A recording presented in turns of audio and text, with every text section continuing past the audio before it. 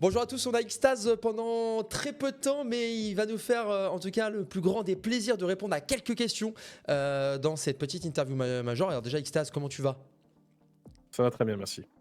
Ah, Et rapide. toi? Et toi? Oui, très bien, Ouais. mon ami. Très très bien. Alors, revenir rapidement sur, avant de passer sur le major, est-ce que tu peux nous donner un petit peu de ta pensée sur le niveau global du RMR Europe que vous avez d'ailleurs passé presque avec brio? Euh, je pense que le groupe A était assez décevant, honnêtement. Je n'ai pas tout regardé, mais je trouvais que c'était pas ouf. Peut-être parce qu'il y a eu des surprises, peut-être parce qu'il y a des équipes qu'on attendait un peu plus fortes. Et le groupe B, ouais, le groupe B il était strong quand tu vois Astralis s'éliminer. Je pense que le niveau était plus équilibré dans le groupe B, quoi. Il y avait un poil de niveau, tout le monde savait que le groupe était plus relevé, donc ça peut expliquer pourquoi on va dire que ça jouait un peu mieux. Vous avez montré quand même quelques faiblesses à Kato en ce début d'année. Par la suite, vous avez fait quelques ajustements. On a vu aussi Mezi qui a été repositionné. Est-ce que tu considères que les changements ont porté leurs fruits? Oui, oui, oui, bah, forcément, je pense que tu parles de Nuke notamment, parce qu'on n'a pas encore tout montré, mais oui, oui, sur Nuke, ça a porté, il est retourné à sa position de base. Il y avait un désir aussi de Shower Flames de changer de position, parce qu'il se sentait un peu moins bien. Donc au final, c'était un bon compromis pour les deux, quoi, et même pour l'équipe. Donc les ajustements, que ce soit en termes de position, dans le travail qu'on a fait après Kato, sur certaines choses qu'on a compris après Kato, en tout cas pour le RMR, ça a fonctionné. On sait que monter un roster compétitif sur tout T1, c'est assez compliqué. Vous êtes souvent à la recherche d'un certain équilibre entre tous les joueurs. Est-ce que tu penses qu'aujourd'hui, vous avez réussi à trouver cet équilibre, ce fameux équilibre? Peut-être.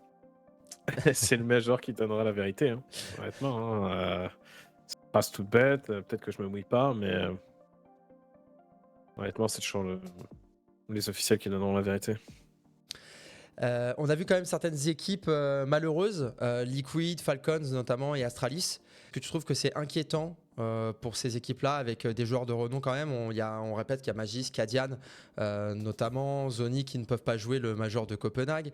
C'est de l'équipe au complet Astralis avec Device. Que pour toi qu'on n'est pas en train de tourner sur autre chose? Hem, je sais pas, parce qu'en fait, les 3 équipes, c'est 3 soucis différents. Falcons, on le voit bien, c'est un projet qui est pas fini, de la libération de l'équipe, la preuve avec le changement.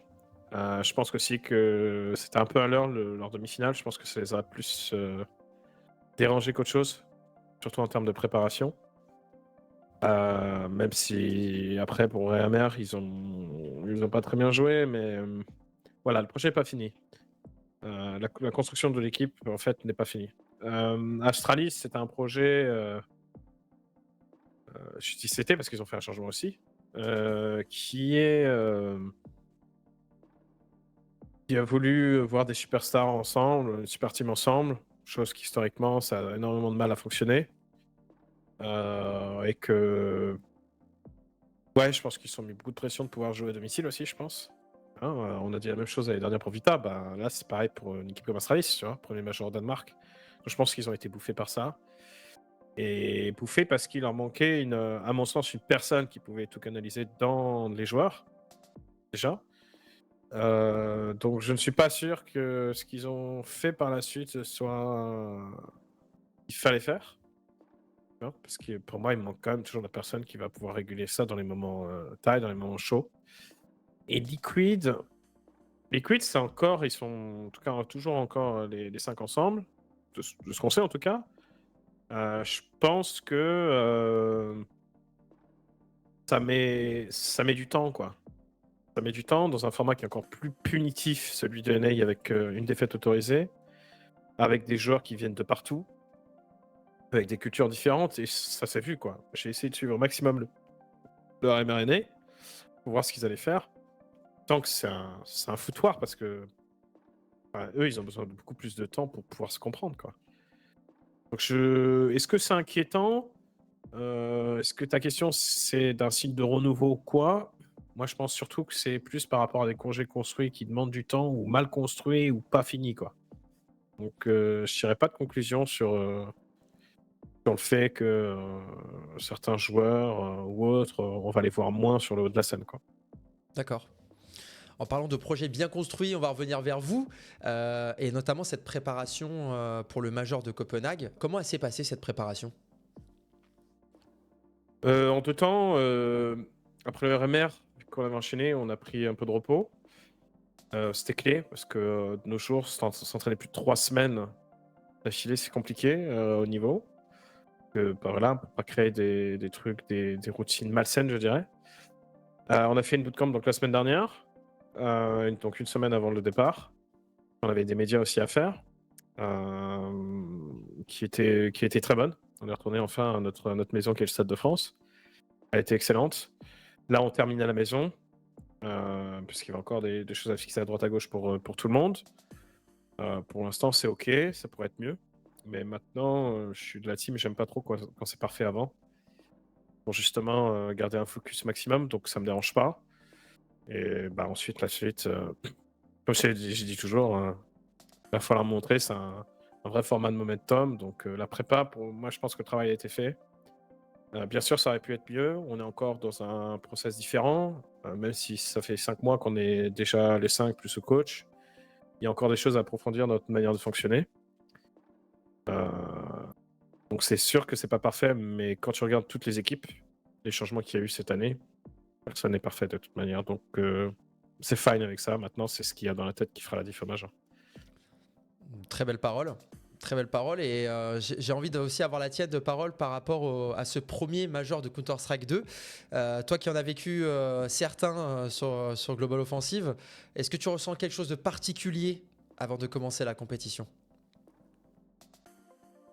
Ben, le major, c'est toujours spécial. Pour moi, chaque major, je le vis comme une chance parce que tu sais pas de quoi l'avenir est fait. Je peux parler par expérience. L'année dernière, j'étais en off, donc moi, je dis que c'est spécial. Mais quand c'est spécial, c'est pas de dire que il faut prendre de la pression ou quoi que ce soit. C'est de se dire que ça reste un plaisir, participer au meilleur tournoi. Donc, j'ai juste envie d'y être.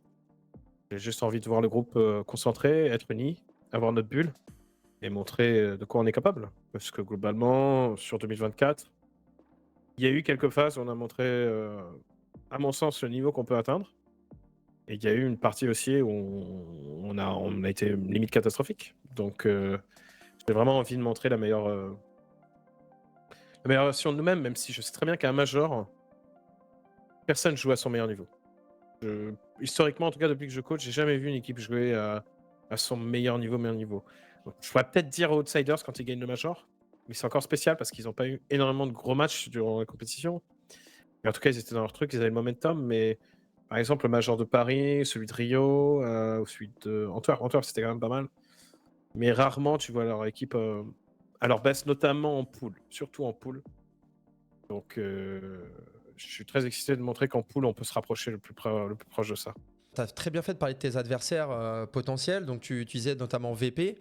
Quelles sont les équipes vraiment fortes pour toi avant de débuter ce major?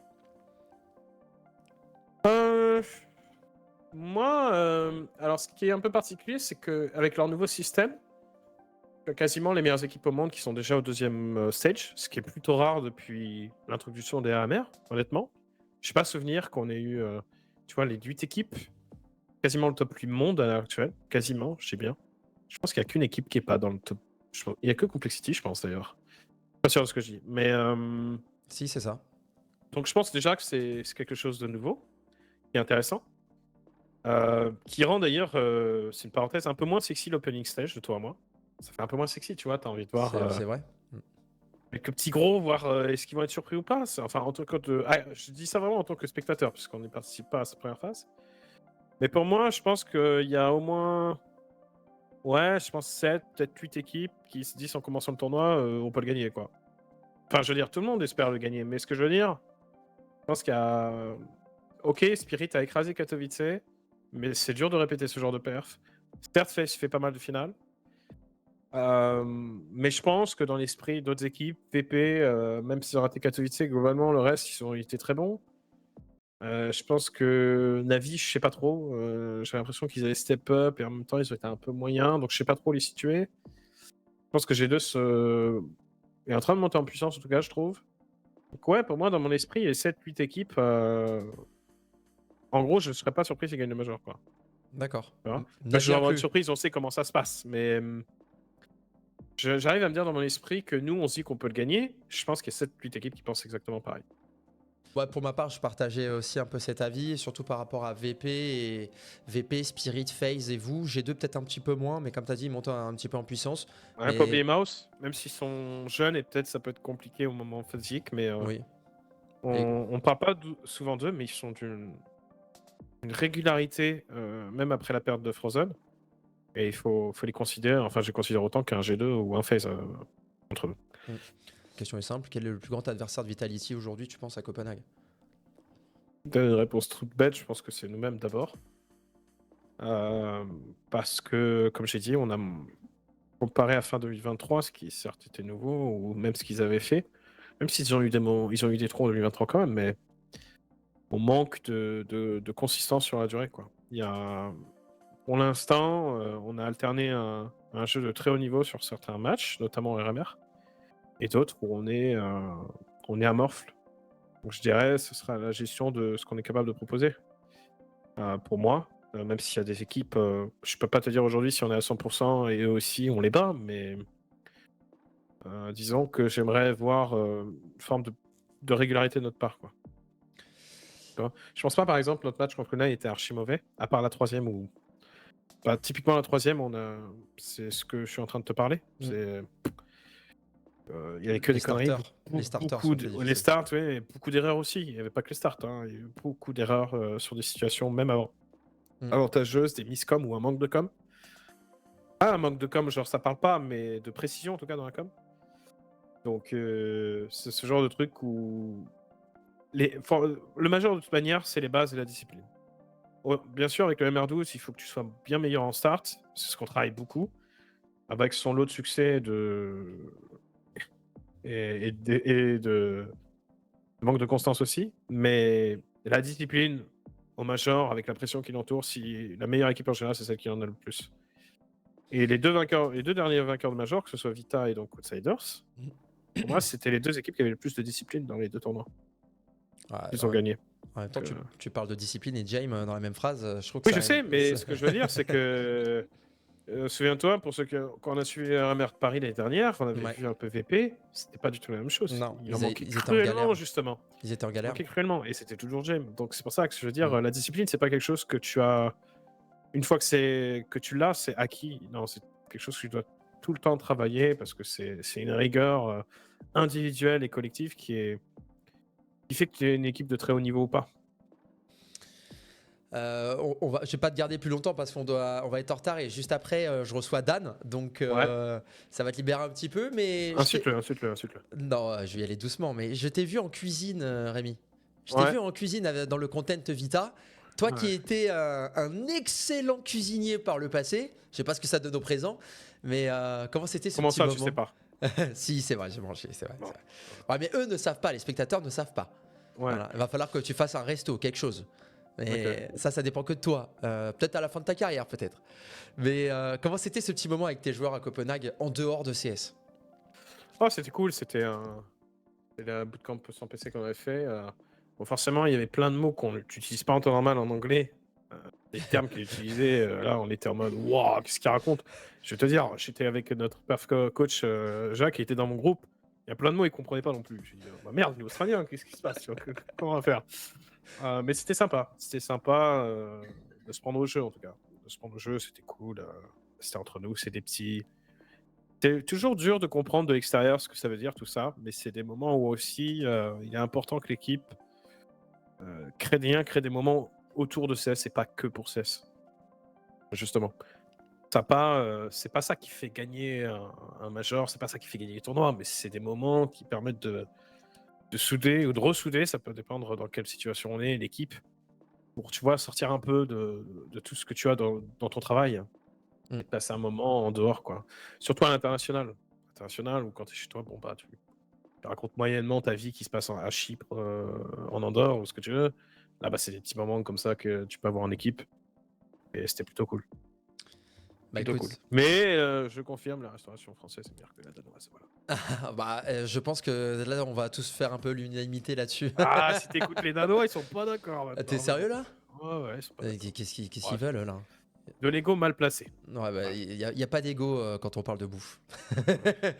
Merci mon Rémi, Yes. merci beaucoup pour tes mots. Comme d'habitude, c'est une sacrée, d'une rare sagesse. Et bah, écoute, je te souhaite une grande réussite dans ce major de Copenhague. On te le souhaite tous. Et je t'embrasse très très fort. Ça marche. La bise à tous. Bisous sur ton crâne. Ta gueule.